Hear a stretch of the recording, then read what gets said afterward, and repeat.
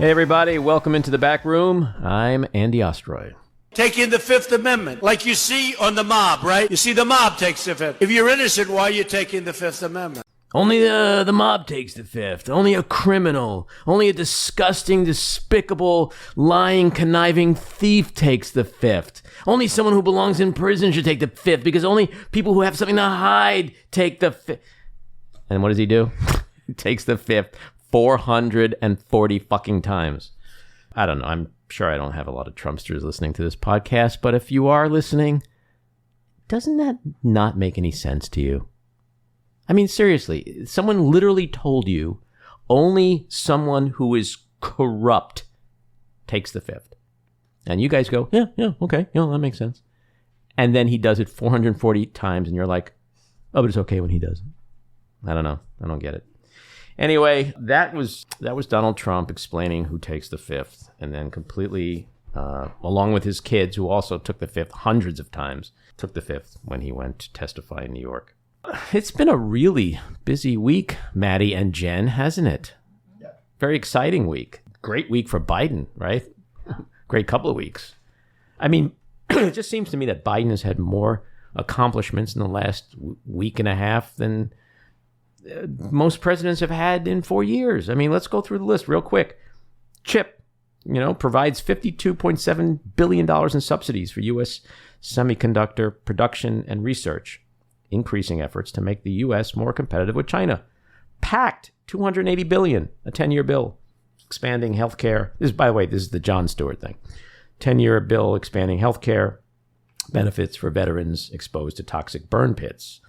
And this is the most significant expansion of veterans' health care and benefits in over 30 years. The Inflation Reduction Act, $740 billion to combat climate change and address health care costs, and raises taxes, I think 15% minimum, on large corporations. He killed Ayman al-Zawahiri. He created 528,000 jobs in July. Gas prices now have a 3 in front of them. Inflation down to 8.5% for the year through July, from 9.1% in June. Stocks are at their highest levels in 3 months. Finland and Sweden are now in NATO, and the man who's approaching 80 kicked COVID in the teeth. He literally said, fuck you, COVID. You're not getting me. And so that was just a week and a half. I mean, I got to say this very clearly. That was like a week and a half. I don't understand why his approval. Any of you guys want to? The former guy used to call that winning. Hashtag winning. Right. And the former guy's numbers were higher at this point, which makes no sense. I just don't get it. I don't get it. Now, contrasting that is Trump's week. As we now know, on Monday, FBI agents went into Mar-a-Lago. Some people want to call it a raid, me included. Others think that's a pejorative term and want to use the softer search term. They searched his house and happened to padlock his doors and break into his safe during this very soft search. I don't know. It sounds like a raid to me, but that doesn't mean a raid is a bad thing. He's corrupt, and now they think he may have stolen nuclear secrets. So I don't know. What would justify a raid more than that, right? If they think he stole nuclear secrets. But we'll call it a search and make people happy. And the basis for the raid is that there's suspicion that he violated the Presidential Records Act, which was first passed in 1978 and requires administrations to retain for the National Archives, quote, any documentary materials relating to the political activities of the president or members of the president's staff, but only if such activities relate to or have a direct effect upon the carrying out of constitutional, statutory, or other official or ceremonial duties of the president. I think you said it the other day, Maddie, or somebody said it to me. Give me one reason why he would have taken nuclear secrets. Like, is there any reason, any purpose, any justifiable explanation other than he's just corrupt as fuck and probably wanted to sell them to his girlfriend, Kim Jong-un? Probably the Saudis. Or the Saudis. Yeah, pick your global love interest. In exchange for a golf tournament.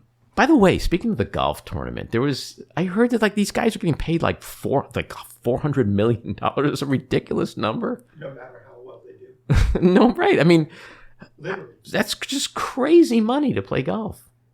And do badly and get the same money. Yeah. Not Tiger Woods, though. Yeah. He's like, hey, I do have some scruples. Tuesday, a federal appeals court upheld the right of the House Ways and Means Committee to get their hands on his tax returns. And there was a special congressional election in Minnesota where Democrats came within 5 points of an upset victory. It was actually some big pollster who said something like, well, if they come within 5 points, that's going to be huge because Trump won that district by double digits. So maybe that's the Kansas effect. Maybe it's just Americans saying, fuck it, I'm fed up. You know, these people are in my pants, they're in my bedroom, they're in my genitals, and I'm tired of it. And so hopefully the red wave that's supposed to be coming in November is actually going to be a blue wave. Wednesday, again, Mr. Trump testified in a New York State civil case and pleaded the fifth 440 times. I don't understand how he gets away with that time and time and time again of saying, you know, black and then, you know, and then white the next day. And like his supporters are like, yeah, sure. Like they're swirling in this vortex of confusion and lies and deception. And like, imagine if their kids came home and did this stuff, right? Mom, I'm telling you tomorrow, if I get anything under an 80, I'm stupid. I'm wasting my time. You should clamp down on me. Don't let me out of the house. And then he comes back the next day and goes, I got a 65, and that's great. Like, what would you do as a parent, right? You wouldn't be like, sure, that's great, Johnny. Somehow when it comes to Trump, people have lost their fucking minds. I don't get it. And then yesterday, Attorney General Merrick Garland just committed an absolute stroke of genius by putting Trump in a box in a way that no one else has done in 6 years. Now, FBI raided Trump's house on Monday. What did Trump do? His Truth Social network and all of his little flunkies, they were all like, oh, this was unjust, it's inappropriate, it's illegal, they didn't take anything, they didn't find anything, everything was planted, blah, blah, blah, blah, blah. And Merrick Garland said yesterday, okay, well, then just show it. And if you don't show it, we filed a motion so that we can show it. And so now Trump has this dilemma. He's like, if I don't show it, then they're going to show it, and I'm going to be outed with all this bullshit. Or I can show it, and the same thing happens, but I lose the ability to say it doesn't say this or doesn't do that when all the information is going to come out. We're going to see exactly the index of all the items that were taken. We're going to see what the search warrant says and why, did they go in because they were told there are nuclear secrets in his safe. And again, why would anyone be able to justify that? And the craziest thing is that they're saying that, it was an informant, like somebody really, really close to Trump. And he must be like running around Mar-a-Lago right now, kicking shit, throwing vases and screaming and yelling at everyone and just like the veins popping out of his neck because this man, the blood that runs through his veins is people's loyalty to him. And someone ratted his ass out and said, go in the safe, FBI. Okay, go in that room, padlock that room because that's where all the shit is. And so someone ratted him out. So that could be taken as a good sign. And one can only imagine what the hell's going to happen today, Friday. So who knows? So to sort of summarize this whole Trump thing, this is the guy this is their chosen one for 2024. The guy who was twice impeached, under investigation in several states and in Congress and by the Department of Justice. The guy who incited a deadly insurrection, who tried to overthrow the government, who took the fifth after saying only mobsters take the fifth. The guy who cost them the White House, the presidency, the House, the Senate, Georgia, Arizona. This is the guy they're banking on. This is the guy that the insiders think is their best choice. And this is the guy that Republican voters think is the guy who represents them, who's the innocent one, who's the one telling the truth.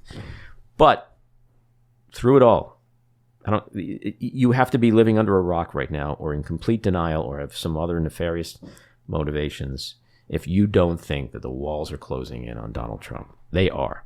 And I think I almost thought yesterday Garland was going to say, the grand jury just put up an indictment of Donald Trump. That's the week. That's Biden's week. That's Trump's week, and that's a rehash of the chosen one. And very excited about today's guest. Today's guest is a guy who's running for Congress in the 18th and 19th districts of New York. In particular, the 19th district is a real bellwether. It's a barometer on November. He's running in a special election to fill the seat vacated by Antonio Delgado, who is now Lieutenant Governor of New York. He's Pat Ryan, and he's a patriot, a Democrat, a West Point graduate, former Army captain, and currently the Ulster County Executive.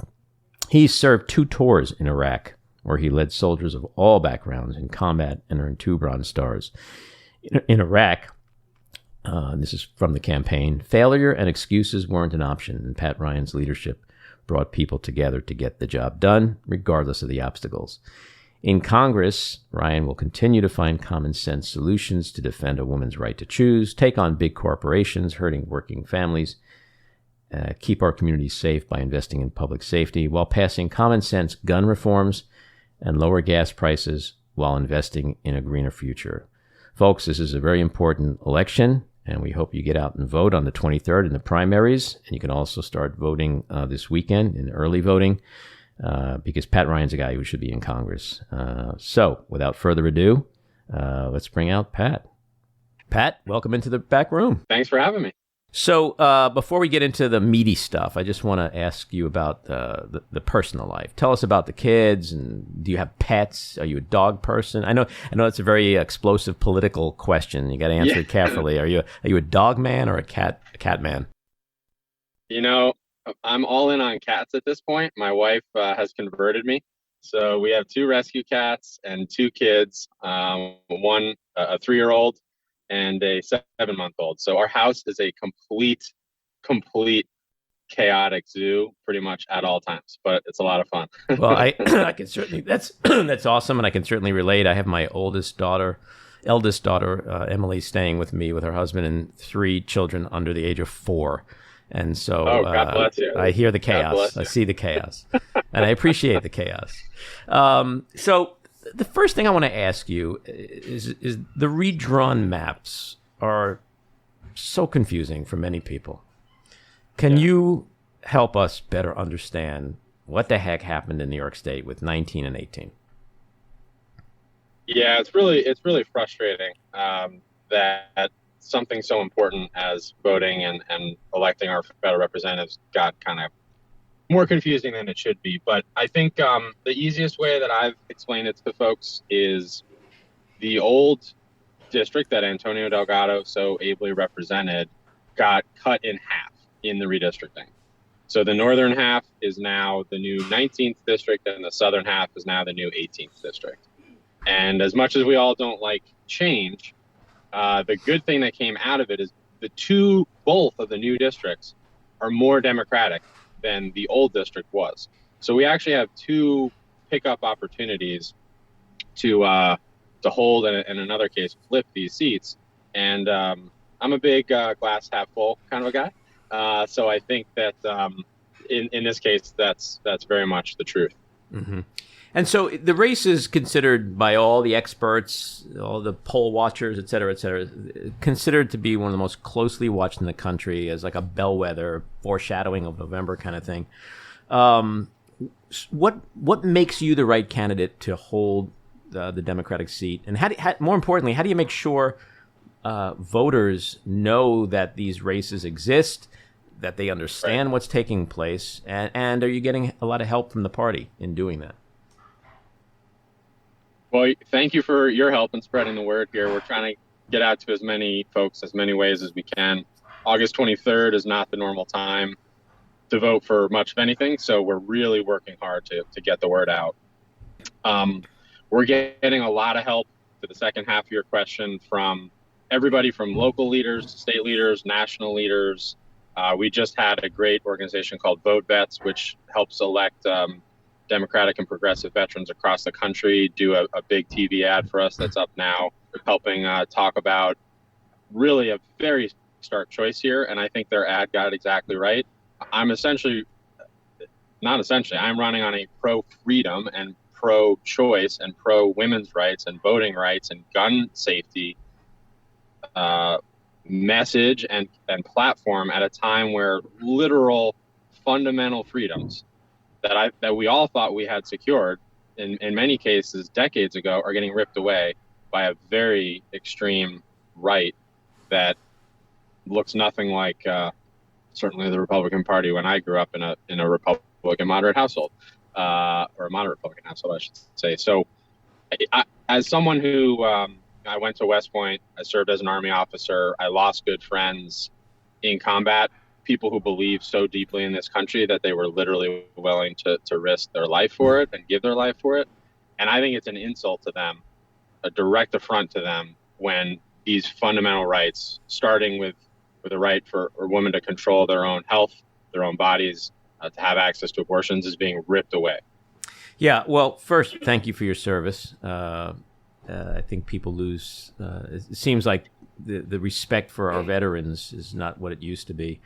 More so, it's really confusing, and always been confusing to me, that the party that claims to be the party of law and order and the America First Patriot Party seems to have such disdain from the generals on down, and then throughout law enforcement. And it's, it isn't the Republican Party that I grew up with, that I know.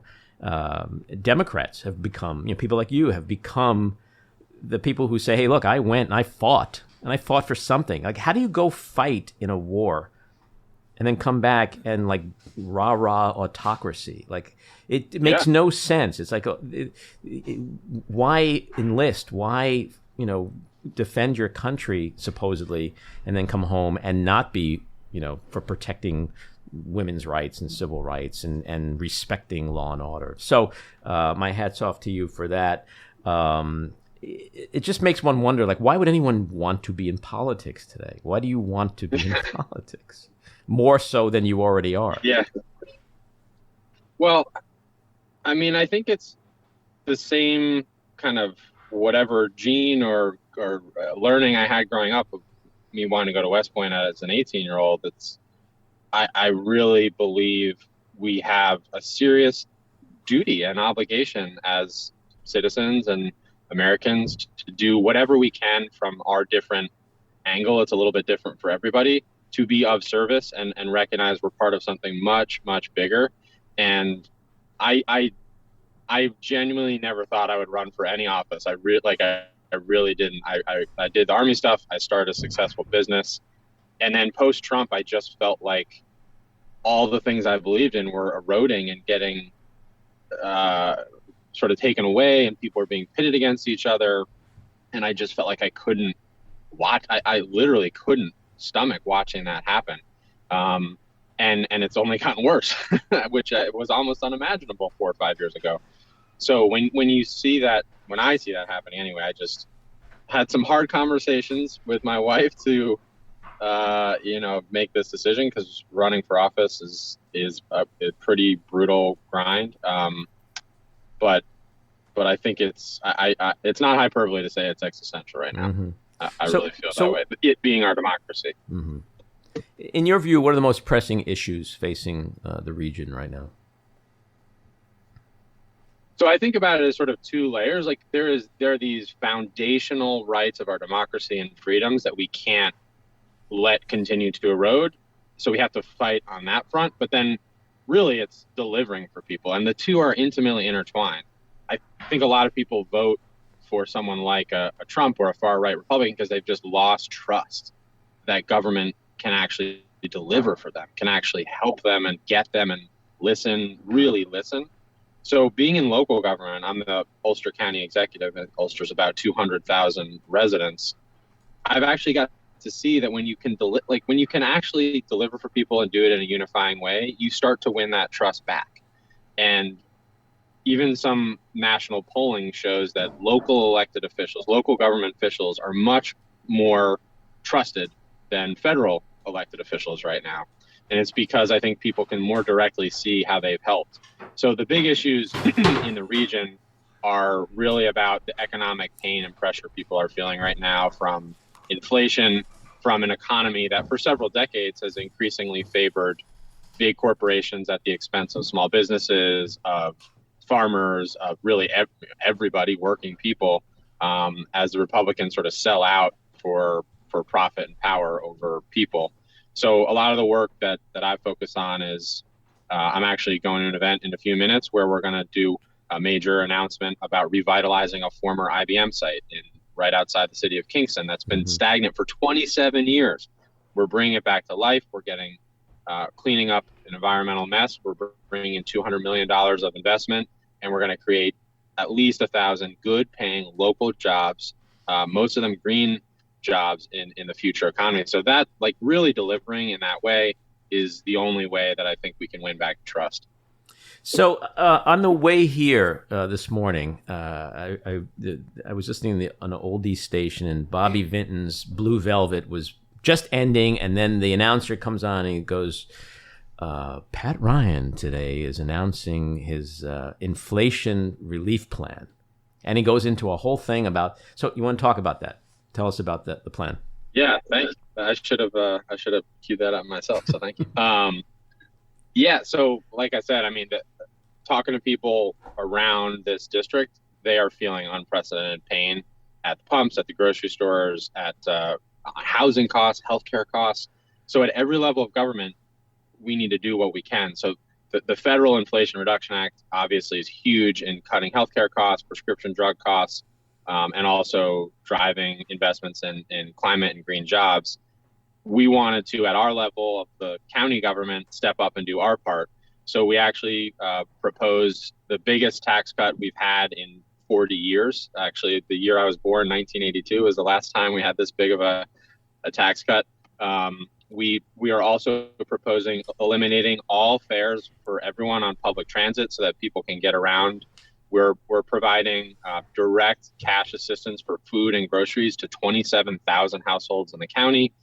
There's a whole bunch of other pieces to it, but really trying to just understand where people are at and doing everything we can to give them some help and some relief. And then I think once people can feel a little bit of the economic pressure and that weight come off their shoulders, they'll also be able to more clearly see the existential bigger issues that are happening around our democracy. So in some ways, I think the cynical Republicans that are consistently talking about inflation while our literal democracy is being eroded are doing so intentionally, because it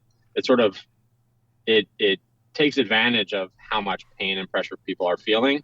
And it's sort of like a power grab when people aren't able to really fully see it. Mm-hmm. So I'm sitting here with the backroom crew, Maddie Rosenberg and Jen Hamoud, and both serious local folks, and they got a couple things for you. Hi, Pat. Sorry I couldn't be there in person. Hey, guys. You'll come the next time. First of all, thank you so much for your service. We all appreciate that.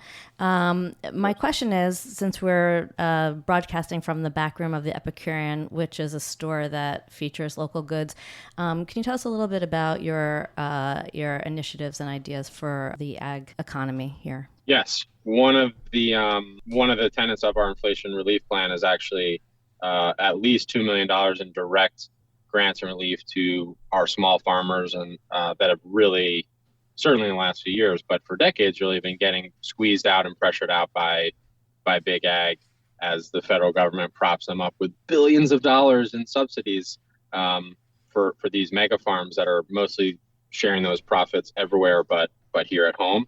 So how does that translate locally? A lot of what we've been doing, as I've been doing it as Ulster County Executive, is really trying to ground up, rebuild the local economy around farming and ag. So, for example, at the former IBM site that I'm sitting at right now, one of the big investments we're going to make is a big capital project to add shared refrigeration, storage, food processing, distribution, which is one of the biggest things we hear from especially newer small farms where they just don't have the scale to, they can grow great products, but to store them, to get them ready for distribution to market, to actually market them and bring them to market is one of the biggest challenges. So providing sort of a shared way to do that is critical. So that's one of the many examples of things we're doing here. But this is, kind of going back to our roots. Like, this is the breadbasket for the city and the region from a century plus ago. So it's really just getting back to a more sustainable way that things used to be. Mm-hmm. Maddie? Yeah, hi, Pat. And of course, thank you for your service. And I think you know my cousin, Max Rose, who also was in Oh the my service. gosh. Very well. Yeah, we were just texting this morning. We're both knee deep in these house races. So we've been friends for many years. That's awesome. Well, I know him well. I hope. Yes. So as a product of public schools, I wanted to know how we can deal with the fact that so few people want to go into teaching. I know that you talk about supporting teachers, and how do we fix this problem, the teaching profession? Yeah, my mom taught first and second grade mostly for her whole career here in Kingston's public schools, and proudly just got the New York State Teachers Union endorsement yesterday, actually. So allow me to share that one if you don't mind and be excited. So I think I go back to a lot of conversations I had with my mom where one big tenet that I think we have to get back to is actually trusting teachers more, empowering them to do what they're really great at and passionate about and trained to do. I think we've seen over bureaucratization of a lot of these systems. So that's number one. I think we obviously have to continue to adequately fund our public schools, and New York State did that in a big way this year in the state budget, which I think we should all be proud of and excited about.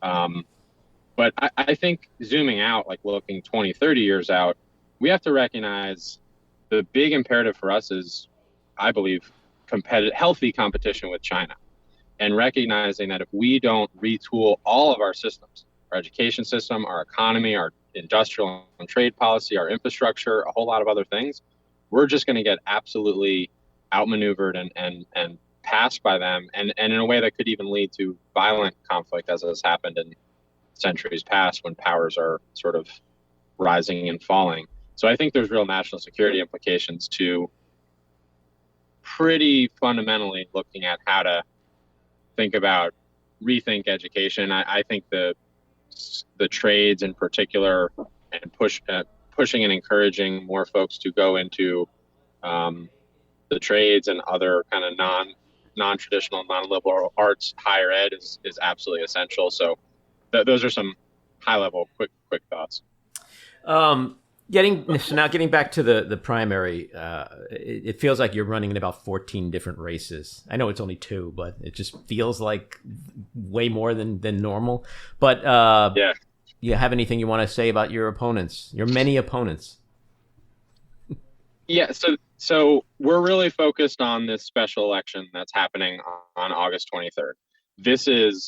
I know there's a lot of moving pieces, but I'd really ask people to keep their eye on that prize. That's certainly how we've prioritized my time and energy. So this is the race on August 23rd to succeed Antonio Delgado, to hold this seat.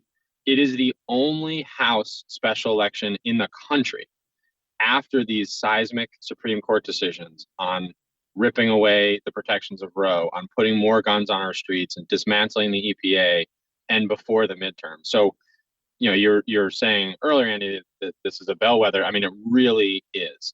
And you look at what just happened in Kansas and the loud and clear message sent in a pretty, to be nice, moderate, or to be generous, moderate state like Kansas.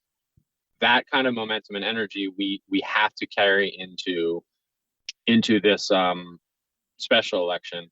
So my opponent in that race is the Dutchess County Executive.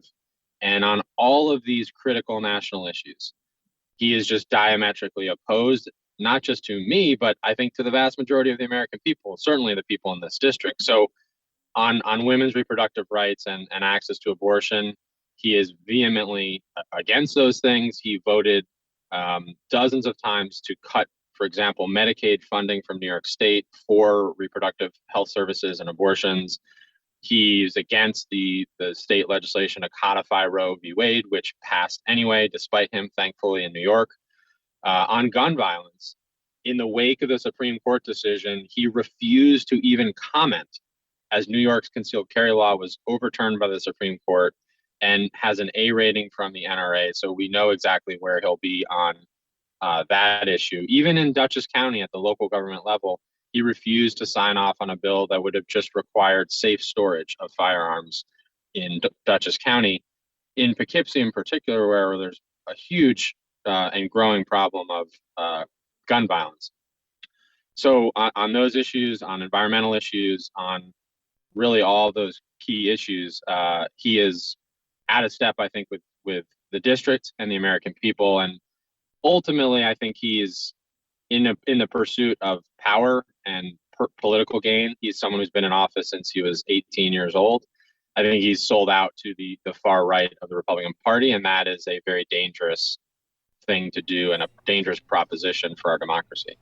Yeah, and all the things you point to, the protection of women's rights, reproductive rights, civil rights, voting rights, the fact that we really do feel like we're on the precipice of autocracy, you would think Democrats would be voting 85%.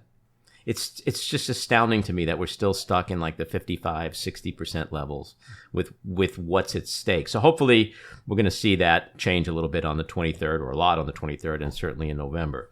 I know you got to run, but one of the things we love to do here before we let our guests go in the back room, I love music. Music is a big window into one's soul. So you got to tell us who your top 5 musical artists are. Oh my gosh. I should have prepared for this. Oh boy, this is going to embarrass me.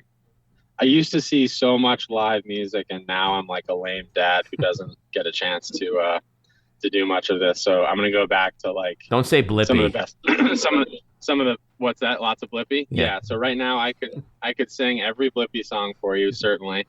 And True the Cat and all these things. But my first concert, and I'm sure I'll get made fun of for this, was Dave Matthews, and I still love Dave, and seeing them especially perform live. When I need to get like pumped up, I'll listen to kind of like, I don't even know what you'd call it these days, but some mix of like rock and electronic, not like hardcore EDM or anything like that. You're not going Skrillex, are you? Not going Skrillex. Yeah, I'm really bad at this question. I will just kind of own that. So I'm gonna have to make good and come prepared with my like top 5 list. You didn't say Taylor Swift, which pretty much everyone else saes, including Eric Swalwell, really? Which was a big shocker to me. But hey, you never know. Well, when you're grasping, you go to those places. So I'm just gonna not. I'm gonna say I owe you a better answer. Well, you stayed very apolitical. You didn't offend any of the genre people, the genre communities. Yeah. Pat, good luck on the 23rd. I think you're a great guy and you bring a lot to the table. You also have great resting face, which is a very important quality to have as a politician. Whenever anyone ever said to me, you should run for office, I'm like, look at my resting face. I look like I want to kill you. So you have great resting face, and I think that could be the secret to your success next week or on the 23rd. That's very kind of you to say. I don't think anyone's ever paid me that very nice compliment. So thank you. All right. Well, good luck again, and we hope to have you back at some point as a victor. Thrilled, and I will bring my list of favorite artists. And thank you so much for having me. And please tell everybody vote on August 23rd. Absolutely. And actually, early voting. Yep. Early voting starts on Saturday the 13th. That's correct. Will do. Thanks again, Pat. All right. Thank you, guys. All right. Take care. Take care.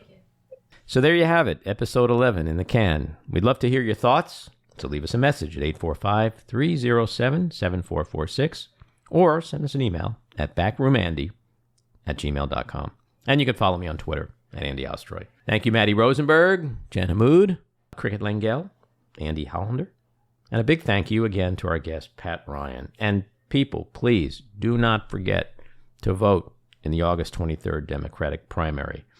Two very important elections. One in particular, the District 19 special election, which has Pat Ryan against Mark Molinaro.